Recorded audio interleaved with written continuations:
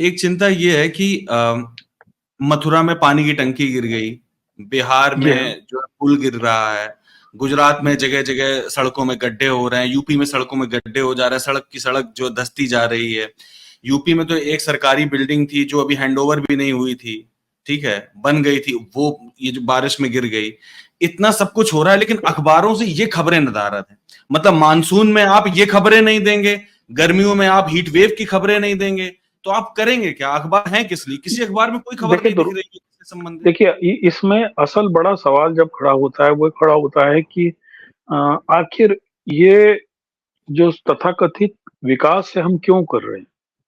मैंने पहले भी चर्चा की, फिर से आऊंगा। दिल्ली से मेरठ को 1 घंटे में पहुंचने वाली जो सड़क थी, पहली बरसात में इस बार फिर तालाब बन गई, जिसको दिल्ली की के जो प्रगति मैदान जो इंदिरा गांधी ने बनाया था उसको नीचा दिखाने के लिए भारत मंडपम कर दिया, उसकी टनल में एक बार फिर पानी भर गया।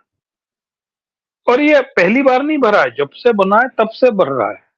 नहीं तो मैं कह रहा हूँ ये अखबारों में क्यों नहीं? अयोध्या कहीं में, अखबारों में नहीं, अखबारों मैं में आपसे कहीं बोल रहा नहीं, हूँ ना, कहीं नहीं। आपको एक साजिश बताता हूँ।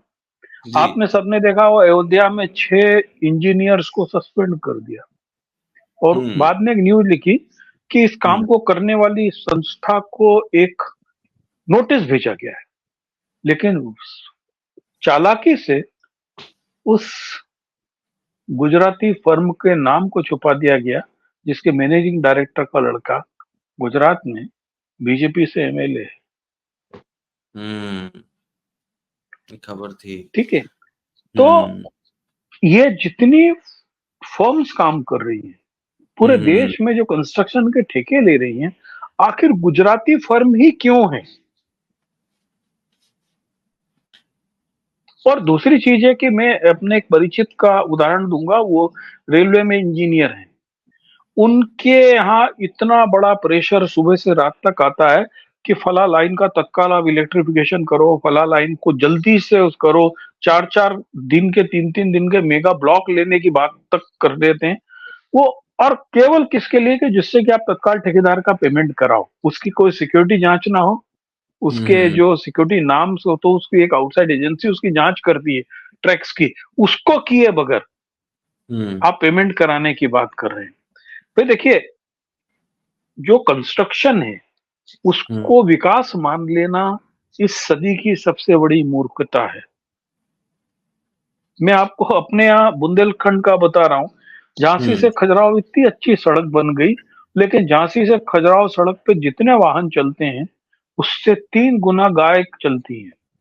और कोई दिन ऐसा नहीं जाता जिस दिन अकेले छतरपुर जिले में 10 लोग गाय से टकरा कर, गधा से टकरा कर ना जाएं। तो हम लोग ये कहते हैं कि हमारे यहाँ तो जो 4 लेन सड़क का विकास है उससे केवल 2 लोगों का विकास हुआ।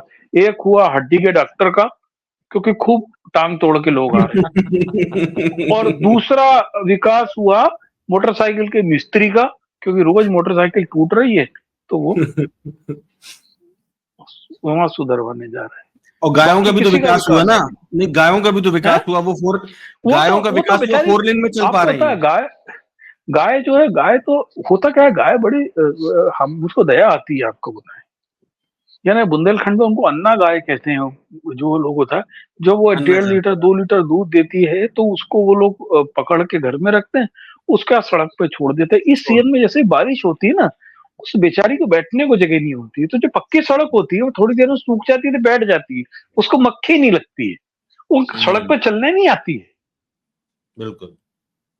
लेकिन जब आप उसी समय सरकार के, मध्य प्रदेश सरकार के दावे देखोगे, कितनी कितनी गौशाला खुल गई हैं और कितनी गौशाला के अंदर कितना कितना सरकारी बजट खर्च हो रहा है, तो आपको लगेगा कि ये गौशाला से ज्यादा तो सांडशाला है जिसका चारा चर रहे हैं लोग।